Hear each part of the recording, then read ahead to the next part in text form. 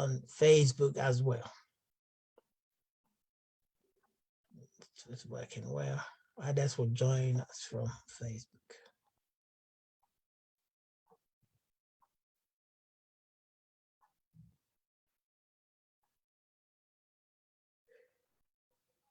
Okay, so yes, we are live on Facebook today. I'm just getting a bit more messages coming in. Let me quickly attend to them.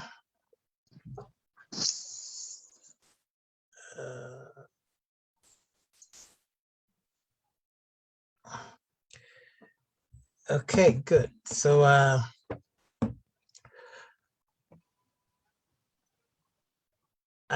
at tonight, our topic is dealing with problematic or difficult partner or spouse. So those of you who are married, that's how to deal with a problematic spouse, and those of you in relationship, how to deal with a problematic or difficult partner. And I think this is a common situation that we see around. For some reason, most of the time, one spouse will be okay, doing his or her best to get the family moving or the relationship moving, and then the other one will not. And so how do we handle this? In fact, they do happen even if both of you started well and fully committed. At some point, you have this situation in almost every relationship or marriage. So let's trust the Lord to give us the grace to address this situation and also help the many men and women who are going through that. So a difficult or problematic partner or spouse can make your life miserable, very miserable. And most people are not happy in relationships or marriage because of what their spouses or partners do. So they can make your life miserable. You won't be happy. Or their actions or behavior can even make you ill or even mad. You know, some people end up that way. Or even you can lose yourself. So it's a situation that is very thorny, and we pray for the Lord to help people out of this. The interesting thing is that people put in a lot of effort and resources when they are with a difficult or problematic partner or spouse. They do all their best. They do all their best than they will normally do with a helpful spouse or partner. So, for example, if a man meets a woman who is very problematic, you see the man doing all that he can to make sure things work. And if a woman meets or it's with a man who is also very problematic, she goes all out. But you let this same person meet someone who is also good and godly and hardworking, that person will change. And so sometimes we don't really know why this is the case. And I'm sure some of you can share your experience or your thought on this, that sometimes a good man, for some reason, once he meets another good woman, he changes. He changes. And sometimes some women will be in bad relationships, you know, but the moment they get a good man, then they also change to become problematic. So we don't really know what's going on.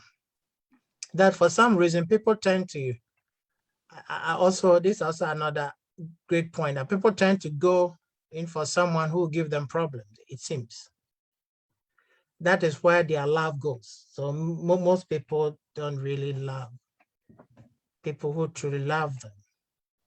And so it seems that human beings, we end up loving people who give us more trouble. Or is it that the people we love end up changing to give us more trouble or not? So people will start nicely in love, but then at some point you see them fighting and doing all kinds of things. So the question is, do we really go in for people who also love us, or we go in for enemies, or things change along the line? I think about this, but you can share your thought. You can send your thoughts. Just send a text, and I think we shall read. So our text will be, we have two main passages that will guide our discussion. First Samuel 25 to 3. And this text is for women who have problematic men, and also Hosea chapter 1 to 3 for men who have problematic women. The first passage talks about a woman called Abigail. The Bible describes her as very wise and intelligent and God-fearing, and she was married to a man who is very mean and very wicked, Nabal. How did Abigail handle the situation? And the second text talks about a servant of God who was instructed by the Lord Almighty to go and marry an adulterous woman, and the woman gave him a lot of trouble. And so I think Hosea 1 to 3 will be good for all men to study these chapters and to learn how Hosea handled the situation properly. And also women, First Samuel chapter 25, I think will be ideal on how to also deal with, in case your man tends to be problematic at some point in the relationship, how to go about things. So let's mention some of the difficulties or problems that partners or spouses give. But let me read the text. First Samuel 25, the 2 and 3, it talks about Abigail's situation. It says, a certain man in Maon who had property there at Carmel was very wealthy. He had 1,000 goats and 3,000 sheep, which he was sharing in Carmel. His name was Nabal, and his wife's name was Abigail. She was an intelligent and beautiful woman, but her husband was surly and mean in his dealings. He was a Calebite. So this woman was married to this man. And how did she cope? Which this discussion will teach us a bit more. And Hosea chapter 1, Hosea is a very good, popular Old Testament book. Chapter 1, verse 2 and 3 says, when the Lord began to speak to Hosea, the Lord said to him, go marry a promiscuous woman and have children with her, for like an adulterous wife, this land is guilty of unfaithfulness to the Lord. So he married Gomer, the daughter of Diblaim, and she conceived and bore him a son. And if you jump to chapter 2 and 3, Gomer, the wife, will go and chase other men. And in chapter 3, let's listen to what God told Hosea. So now at this point, the wife had gone to be with another man. And listen to this. The Lord said to me, go show your love to your wife once again. Though she is loved by another man and is an adulteress, love her as the Lord loves the Israelites, though they turn to other gods and love the sacred raisin cakes. And so Hosea did just that. So you can just imagine the trouble that the wife gave him. So men, I think Hosea chapter 1 to 3 will be a very good read. And the woman, first Samuel chapter 25 will also be a very good read. And so at least we from the two passages, we've seen some of the difficulties or problems that partners can give. But let me also mention a few here. Stinginess, that's not generous enough. If you marry a man, a woman who is not generous enough, that can sometimes be a problem. Sexual unfaithfulness, yes, like Hosea's wife, or if you're a man and you are unfaithful when it comes to sexual activities, that's having different sexual partners, or a woman, that can really be devastating. Or godlessness, like Esau or Nabal. If you have a man or woman who is godless, a godless man or woman is that person who does not think through things properly before they respond to situations via their flesh. They just want to satisfy their flesh there and now. So all that they are thinking about is just food and drink and party and just fun. I mean, that's a godless person who does not take time to think through how to, live. And so, yeah, a man and a woman can have that as well. Or you can also have an abusive partner or spouse. How do you handle that?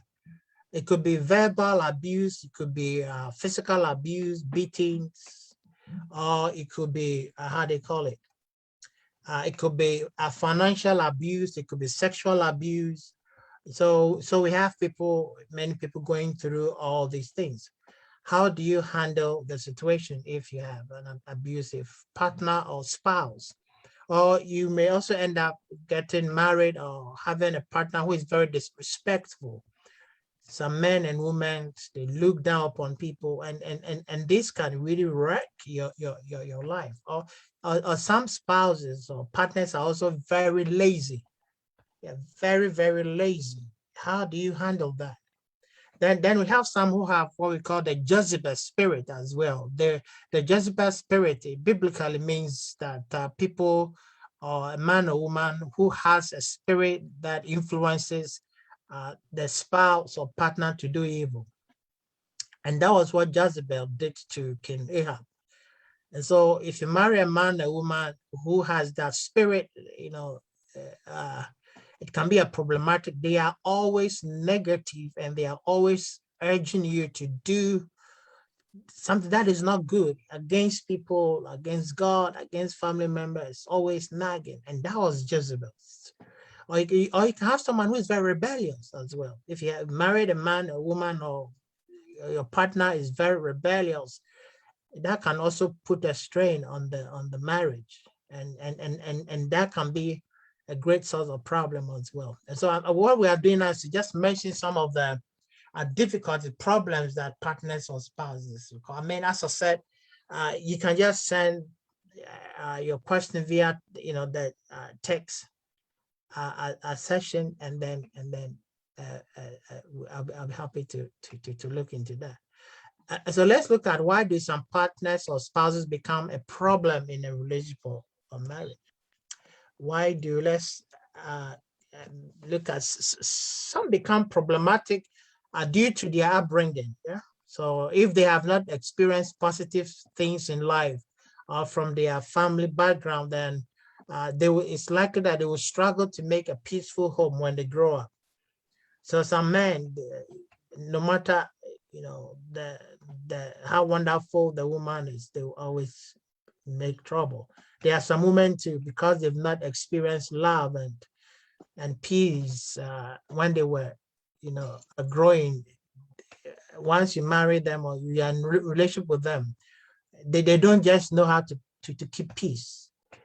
And so sometimes, of course, the question is what can be done if you have someone who lacks that. And these days it's very common because this generation, many did not get good parenting or good family upbringing, and so they go out there very, very, very handsome, beautiful, very resourceful, yet they don't know how to build families. It's a problem now. They don't know how to build homes, and something that to live with problem is normal. It's not normal.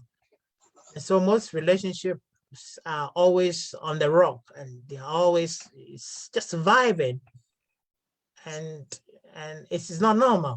That's not how God made things. So what can be done? Seek counseling, support from godly places. If you don't know how to make a home, if you're a woman, a man, you don't know how to make a home, how to live to be a blessing, just educate yourself. If not, the two of you will just hurt each other, and that beautiful relationship will not yield the right result. You see, the essence of relationship is to live in peace and to progress together, and also serve the Lord, and God bringing the two of you together has a purpose. So those fighting and all that, they shouldn't be entertained at all. And so, yeah, some people, due to their upbringing, they don't know peace, they don't know how to build, and the only way forward is for them to seek counseling support from godly places, just to equip yourself with the right skills, values that you need to build a good home. Some too are problematic because of outside influence, sometimes from friends. So friends take away all their attention, or they listen to friends more than their spouse or partner. Or sometimes social media also can make people to be very problematic. They see what people put out there and they want to live that life, but they forget that, that all the things they see out there, they are just stories that people have made up. Sometimes the family members can influence a spouse to be a problematic, mom, dad, auntie, uncle, siblings, and staff.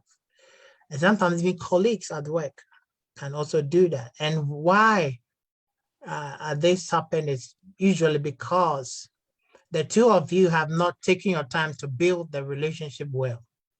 You see, the first 2 years is not for honeymoon. If you really want a good and lasting relationship, the first 2 years is not for honeymoon. It's not the time for honey and all that. It is the time to build together. It is a time to talk. It is a time to pray. It's a time to fast. It is a time to educate each other. If you're a man, that is the time to learn a bit more about being a husband, a dad, and being, a man. And if you're a woman, that's the first 2 years, the time to learn to be a wife, a mother, and all that. And then maybe after 5 years, once the relationship is well established and the foundations have been laid properly, then naturally, you just live, But what we see is that the first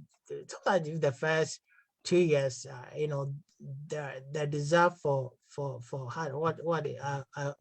a honeymoon sort of takes away this thought of that. Let me just sit up with my partner, my spouse, and let's talk and iron our differences. So if people cannot influence your man or woman, then the reason is simple. The two of you've not yoked together properly. And so keep this thing as well, in your mind. Take time and build. Every relationship must be built. Every marriage must be built well. Okay. So another reason why some people become problematic is because of, I think we've mentioned this, a generational curse or misfortunes following them. So wherever they are, there will be misfortune, because of what is following them. There is no blessing. So that man, that woman comes into the relationship with all that. The misfortunes of financially problem, health-wise problem, faith life problem, everything problem because of the misfortunes that follow them. And the way forward is prayer and fasting and godly living. If your spouse, carries a lot of stuff, the way forward is not fighting, prayers. Pray often, fast often, and both of you should live a godly life. Because people who carry misfortunes, sometimes whatever they did to them will influence or how do you call it, move them to really live a prodigal living. So they like to spend more money on drinks and partying and alcohol, men, women, shopping, traveling, or fighting. They will always do things that will put the family into trouble. So godly living is key. You may not even know the misfortune following, but once you live according to God's word, that is deliverance, because you won't do anything that will put you into trouble, which that was the purpose of that curse. So there are a lot of people, they are carrying curses and misfortunes around, and no matter how genuine their intentions may be, those things will play a key role in your life. So just look around and see if your man or woman carries blessings or curses. and then pray more, fast more, be godly, and God will set that person free for you guys to have a good time. And some people are just wicked. Some people are just wicked. Wicked, they decide to be wicked. They just decide to, a man will meet a man and decide to be wicked. A wicked person is someone who will suppress truth. He or she knows what is right but won't do. That's a wicked person. And so they know what to do to make the man or the woman happy, but they won't do it. They know what to do to bring about peace, but for some reason, that is wickedness.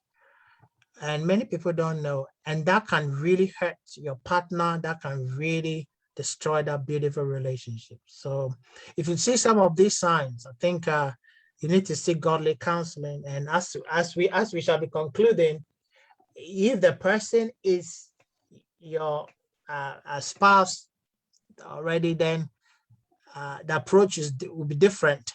But if the person is just your boyfriend or girlfriend, then you really have to think twice before you finally say, yes, I do. If not, you are going to carry this into the marriage, and sometimes it's very difficult to sort things out. So singles, if you meet a man or a woman who is very wicked, please be careful. You see, if you go ahead and marry on the name of love, or love him or love her, don't forget you will reap the consequences.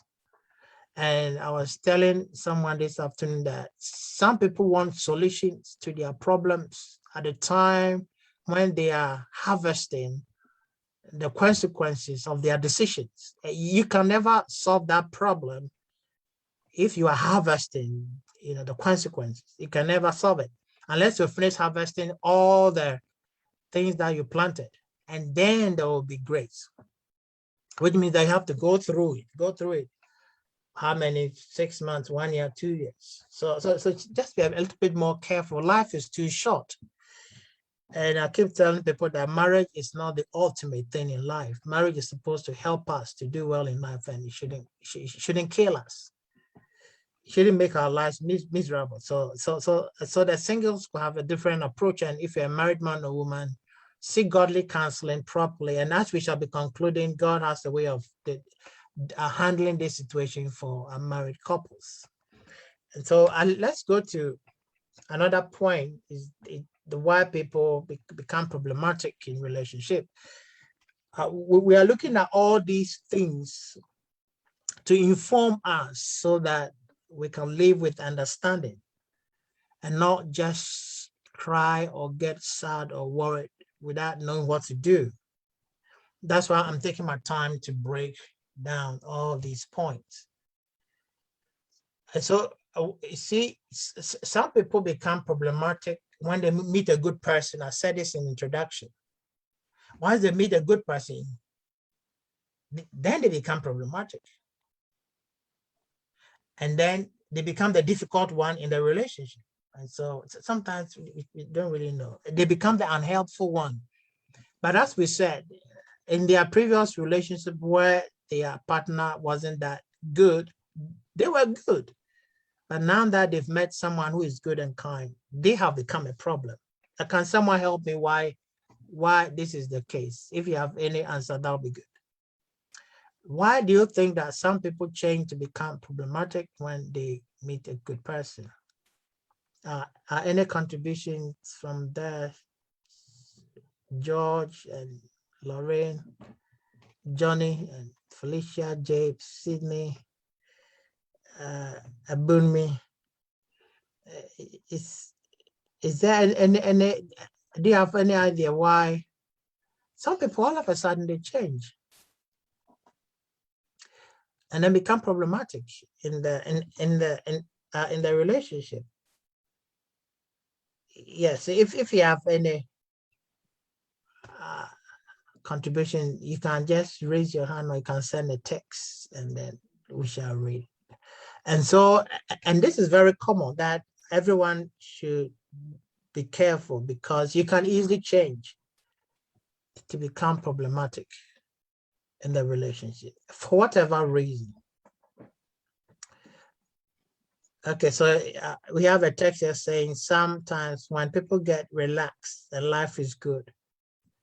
people, let me read what someone is saying. Okay, it says that sometimes when people get relaxed and life is good, people seem to misbehave. Yes. Okay. So if a man gets a good woman, then he relaxes and start misbehaving. Or if a woman gets a good man, she feels secure and start misbehaving. Yeah, yeah, yeah, yeah. It's good. Even if we apply this thought to our faith, I think it's a very it's true, because sometimes when people come to Christ and life is tough, the behavior, they take God seriously, they do things well. But the moment life, becomes good, yes, they relax and start backsliding. Okay, thank you for that contribution coming from Sydney and Sharon there. Okay, so we have one from George.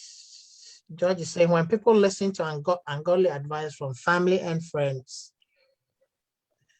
yeah, it happened to me, and now I have divorced my wife. Oh, sorry to hear that, George. Yeah, it's true that when people listen to family and friends, you see them become very difficult to understand or to do things together properly in the marriage. And so God they sent.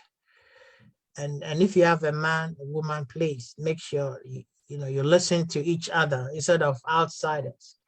And the sad thing is that if you become single, sometimes these outsiders will not help you to resettle. And with time, they will abandon you. So the gift of marriage that God has given you, cherish it. Yeah. So and then we have another contribution here. It says, I think sometimes it is also where they have been in a bad relationship, it rubs off on them without them knowing. That's true. They don't pray to break bonds and stuff like that. Yeah, that's very true, that people also come into relationship with all kinds of stuff from their previous one. And so, yeah, and so they really be, especially if emotionally they have not detached themselves from their old partner. Sometimes, I mean, that can easily happen. I think this is very, very true. And we have another saying, when they are not born again. Yes, when people have not received a new birth, they may not have the grace to behave well in a relationship, because they may have character flaws and all kinds of impure spirits and bad values and beliefs that they bring into this marriage. So I think couples and those who are planning to settle down should talk, to your spouse regarding some of these things. And then both of you should be willing to learn and to change and to do better. Okay, so thank you all very much for that wonderful contributions. And so I think we have almost 25 minutes to go. Yeah, so please, when you meet a good person, don't be that problematic one. I think next week or the following week, we shall look at how you can be a blessing to your partner or spouse. It's just a blessing. Be a blessing to your partner or spouse. Let your partner be happy. Let your partner feel proud of you. Carry yourself with integrity so that your partner will respect you. Don't just behave anyhow. And if you do that, you lose that respect, especially in the context of marriage. It's all about respect and dignity and that kind of, a sacredness. So if you misbehave, you are cheapening yourself. You are lowering your standard. And also, if you're a single man or a single woman and you don't behave well, it's likely that your partner will not be willing to settle down with you. And not just that, we know from Proverbs 29:11 that he who troubles his own house shall inherit the wind. You will lose a lot in life. You won't get anything.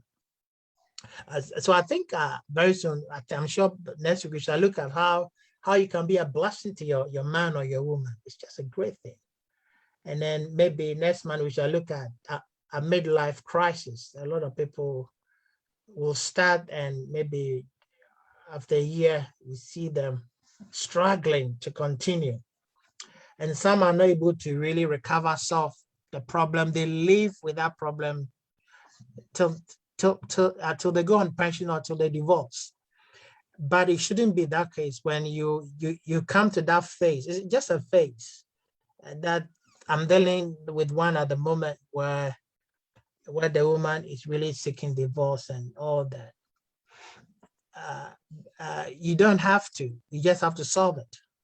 But even you can see the signs coming long before, so you can do something about it. Because sometimes to divorce and remarry and all that, sometimes it can be a lot of work.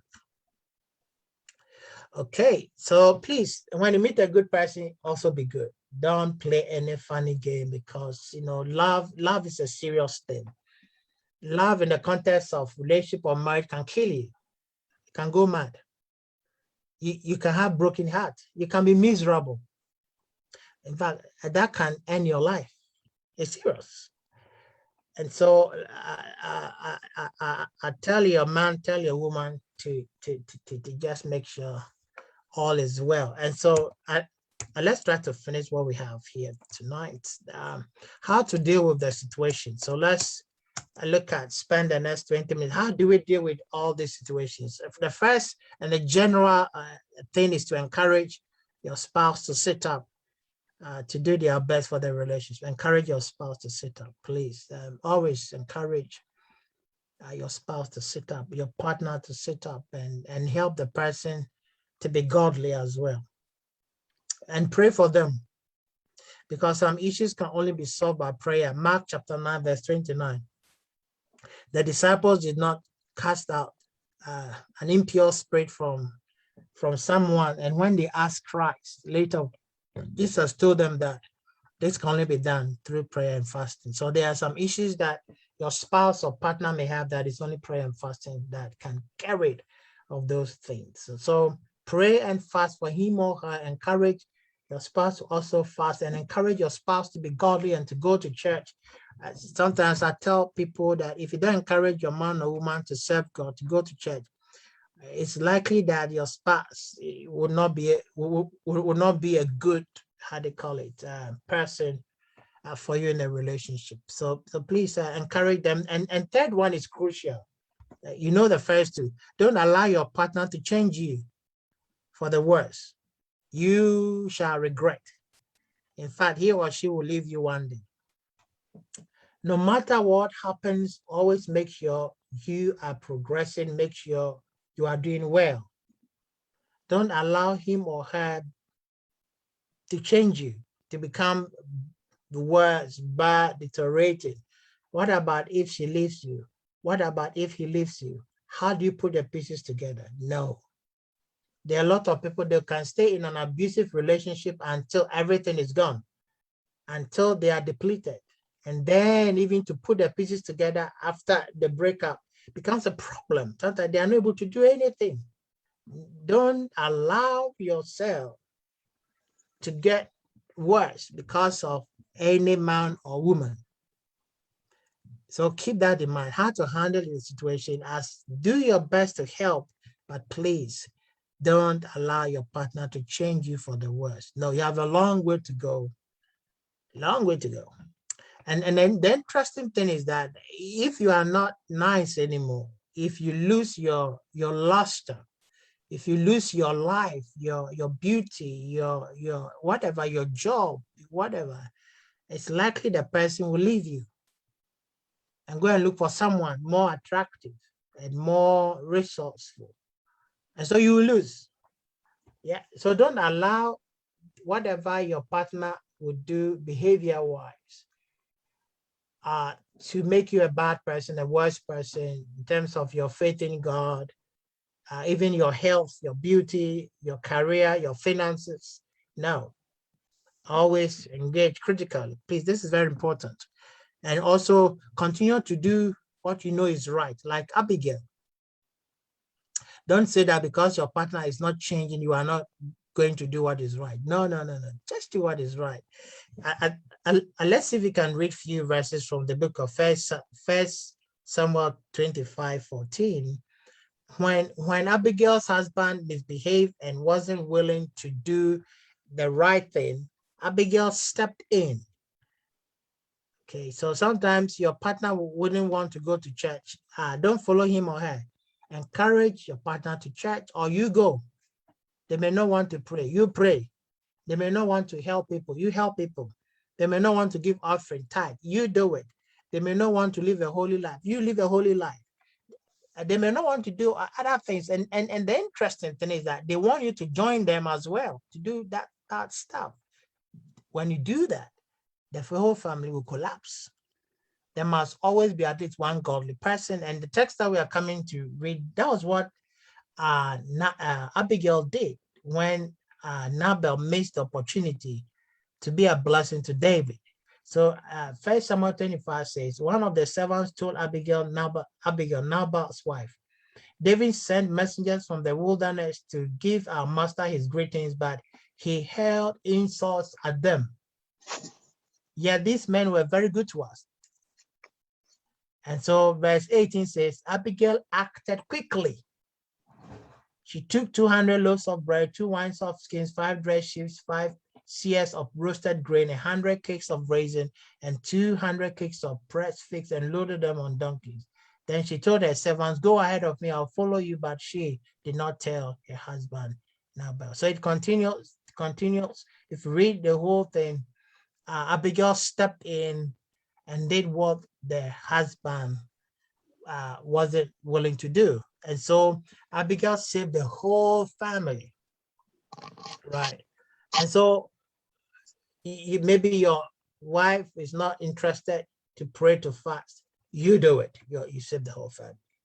Or your husband is not interested in the things of God. You step in for the whole family. One day he may change, or through you, God will save the family, and you guys can continue to have good life. And so what to do if you have a problematic man or woman in relationship or marriage? Please do what you know is right. In doing that, you will say, perhaps your partner may change and join you to do good. Then you can have that ideal family that you really have. So continue. And then another important point is that you can take advantage. I mean, this sounds a bit interesting here.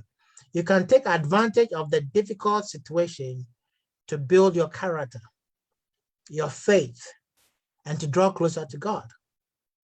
So if you have, we all know that we grow faith-wise and we become more strong and mature as we go through challenges of life. That's if we don't allow those challenges to just finish us.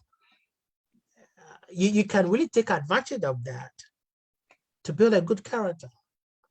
Okay, so the book of James chapter 1, verse 2-8, I think it's very applicable here now. It says, consider it pure joy, my brothers and sisters, whenever you face trials of many kinds. And the trials can come from your spouse or your partner. Count it joy. Take advantage of that and build your character. Draw closer to God, because you have a long way to go. Verse 3 says, because you know that the testing of your faith produces perseverance. And let perseverance finish its work so that you may be mature and complete, not lacking anything. That's beautiful. So that could be a trial, but you can take advantage of that. And then build your faith for your future life. You don't know the future, that maybe God has something else for you, that you need certain character traits, and whatever your spouse is taking you through then gives you that opportunity to grow, to be tougher. Perhaps, we don't say, in conclusion, I'll be mentioning that perhaps God may even be preparing you for a new partner that will marry you.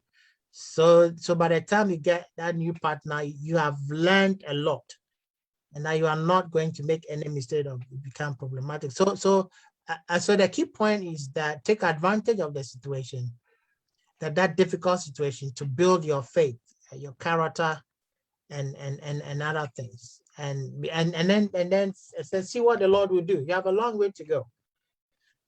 Okay, so what about if he or she will not change?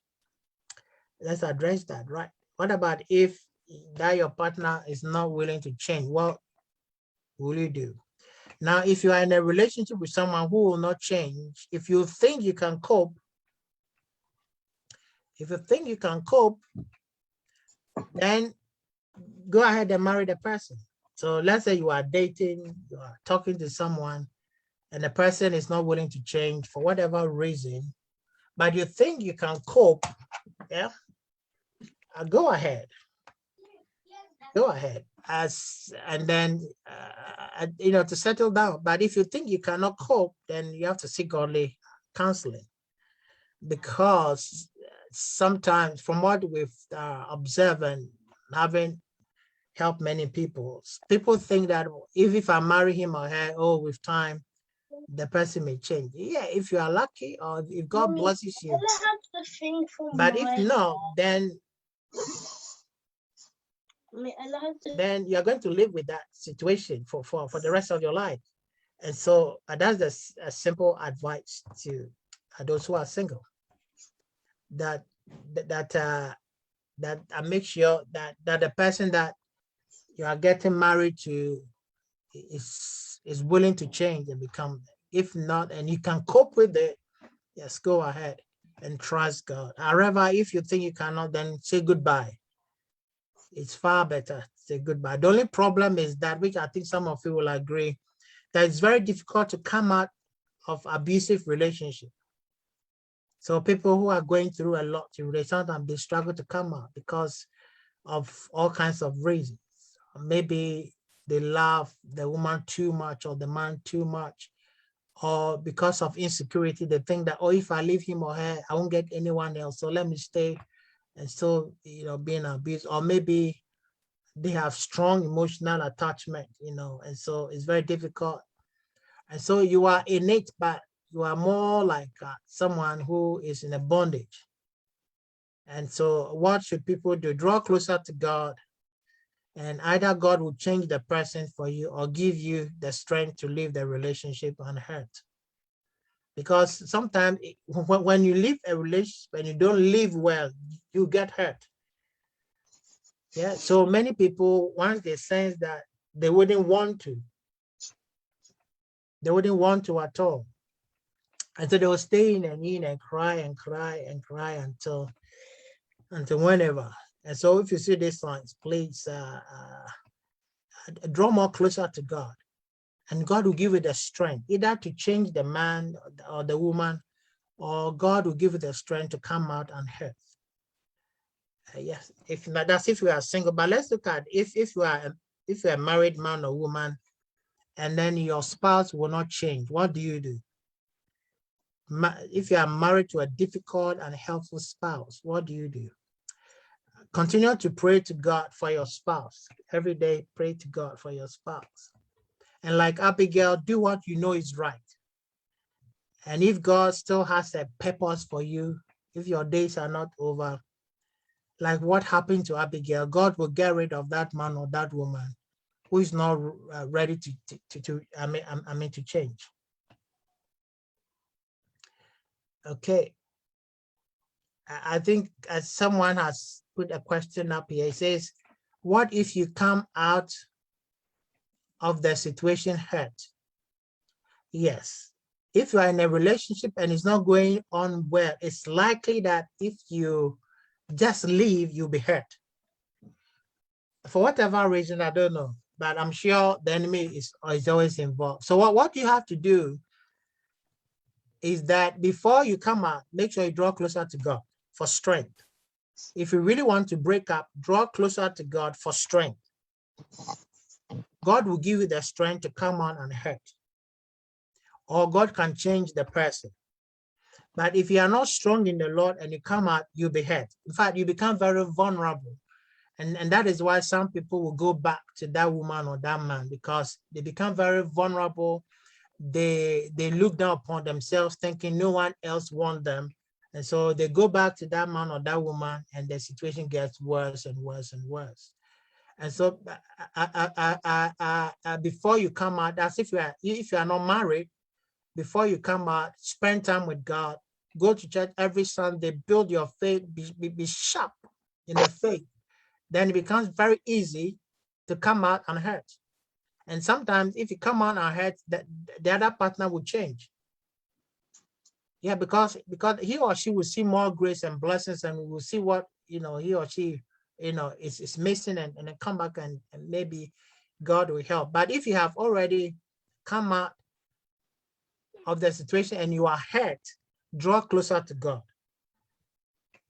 Build your faith. Let your faith be sharp and smart. Pray more, fast more, read your Bible. Don't miss church service. Read good books, and then get on with life. Yeah, although the approach to that breakup wasn't good, if you've already done it, that's the only way forward. We also have here it says, Bishop, especially with married couples, when they have kids and the relationship isn't right, they have prayed and all, but things wouldn't change. What should they do? If you're a married person and you have prayed and things are not working, normally I tell people, just praying is not enough. Take practical steps. So if you're a married person and you have kids, but things are not working, ask yourself, why are things not working? Seek godly counseling and describe the situation to the counselor, the pastor, the bishop, whoever. And I'm sure God will use that person to show you what to do. Most of the time, if there is no romance in the marriage, it's likely the relationship will suffer. And this comes from mainly the women, because once they start having kids, because of all the things that they have to do, because they do a lot, they don't have time for the man. There's no romance, there's no sex, they don't spend time together. Life then becomes, like just duties. They wake up, bath their kids, take them to school. She goes to work, come back home, prepare dinner, they eat, she bath their kids, put them to bed. By the time she goes to bed around 9 o'clock, 10 o'clock, she's tired already. And so you see that the man will really also begin to think about, talking to someone. And most of the time, he wouldn't be willing to change, because even if he changes, the situation in the house is still the same. So that's the problem I'm saying, that when you pray and you don't take practical steps, sometimes the prayer itself should give you knowledge and what you need to do. A prayer will not just work just like that. Prayer opens our minds, our heart, regarding what we need to do. So it's very important that you don't just pray, but you take the right steps to make sure that all those ingredients are in the marriage. Especially if you talk to a godly man or woman of God, you get a bit more to really restore the marriage. I think the point you raised also has to do with what I mentioned earlier on about the midlife crisis. That both of you started well, there was love, there was everything, you were going together, and all of a sudden things started going wayward. What do you do? Okay, that is a sign of midlife crisis. How do you restore things? So I think this issue you've just mentioned, very good one, deserves a special topic that we have to look at. Okay, we just have a few more minutes to go if you have any questions. So I'm just discussing the last point we have here, that if you are married to a difficult or unhelpful spouse, continue to pray for your spouse, and like Abigail, do what is right. And if God still has something for you, God will change that man, or like what happened to Abigail, God will get rid of that man or that woman who is not ready to change. Then the fault will not come from you, because you cannot divorce. So Abigail, because she played her role well, so let's read what happened to her husband. 1 Samuel 25, 36 to 38. 1 Samuel 25, 36 to 38. It says, when Abigail went to Nabal, he was in the house holding a banquet, like a king, like that of a king. He was in high spirit and very drunk. So she told him nothing at all until daybreak. Then in the morning, when Nabal was sober, his wife told him all these things, and his heart failed him, and he became like a stone. About 10 days later, the Lord struck Nabal and he died. So here, Abigail suffered a lot, but she did have her duties well, and God stepped in. Okay, God stepped in. And then what happened was that God got rid of the man. So you don't have to be divorced. God can touch the heart of the man or the woman to leave you, then you are free. You've not divorced. Or God can change that person. But what I've seen is that most people don't do their own assignment. They don't pay attention to what they have to do. And so then God cannot step in because they themselves are at fault. Okay, so I think people should pay attention to some of this little. If you are married to a difficult spouse, just be good. Do what you have to do, and God will step in and change things. And if the person is not willing to change at all, God will not allow that person to kill you. God knows how to rescue his people. And so our topic has been very simple, dealing with problematic partner or spouse in relationship or marriage. I pray that the little that we've discussed will go a long way to bless any man, any woman who will listen to this broadcast. And also, as usual, share this message with others who I'm sure will appreciate the insights that they will receive from you. And so God bless you. If there's no question, God bless you. God willing, next week, 8 to 9 p.m. Thursday, UK time. I'm sure we shall be treating how to be a blessing to your spouse so that your spouse can be proud of you and say, wow, I've got a wonderful woman, I've got a wonderful man. And then at some point, we shall look at how to overcome midlife crisis. That's when you hit the rock. What do you do to restore your life? And many people, unfortunately, are not able to sort things out. So they live in that till death and etc. But that's never your portion. May the Lord give you wisdom and anointing, the grace to overcome everything. So I'm going to leave you with God's blessing since we don't have any question. And God willing, I shall see you. If you need any counseling, any support, yes, you know my details. If you get in touch, we shall arrange to meet or to talk and then get things sorted. But God bless all of you and see you again next week. Shalom. God bless you. Bye. Bye. God bless you. Bye. Bye. Bye. Bye, Richard. Bye.